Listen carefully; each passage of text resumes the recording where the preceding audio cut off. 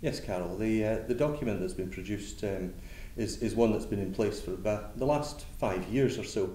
In order to try and make sure that we plan for the future, it recognises that things change over time, and we can't just work in the here and now. We need to actually recognise what might happen in the future, and in particular, this is about actually what might happen to our finances. So, where's our income going? How much are our costs going to be? And it's about trying to capture all of that in a single document that allows the Council to present a picture for the future so that we can act upon it. I think in simple terms, the next couple of years are years that we need some action to be taken in terms of to identify what needs to be changed and to start to make those changes, because by the end of the 5-year plan, we're looking at about a £15 to £16 million gap between income and expenditure. So I think we're in a good place. We are relying on the government to actually provide funding for our ferry operations that they've committed to. So that's been incorporated into the plan, so we are expecting that, and therefore that makes a big difference to the way in which our future finances are looking. So what do you expect then year on year in terms of savings, and how do you think that's going to be reached? I think if we look at it in very simple terms, you'd look at about 3.5% savings on an annual basis to be achieved by the Council.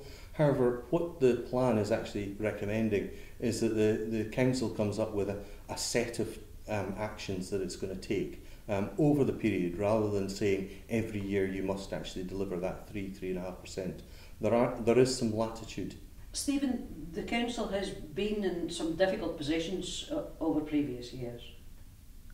Back in 2012, I think the Council was spending about £100,000 a day for its reserves, which was clearly unsustainable. The big advantage that I see in terms of the medium-term financial plan is it clearly outlines what we can afford to spend as a Council. As a Council, we're here to provide for the community, to ensure that our services are sustainable, and the medium-term financial plan outlines what we can afford to spend. It gives us choices, and it allows us to kind of plan ahead of the game as well, which is crucially important in terms of deciding where we want to spend our money and what the community needs. We seem to be in a reasonable situation at the moment. What do you think when you look to the future, though? Yes, reasonable. We've, like all local authorities, got particular challenges. The projections in terms of the government grant, which is the vast percentage of our income, is projected to go down as time goes on. I suppose we're in the fortunate position that we've got reserves and other income that can help, I guess, buffer the impact of that. But we're still relying on government to fund our ferries, internal ferries, for example. That's in our medium-term financial plan, so we need them to deliver on that. Again, we've drawn assumptions in terms of what the pay for our staff will be. Again, a lot of this is dependent on the government coming forward with relevant funding.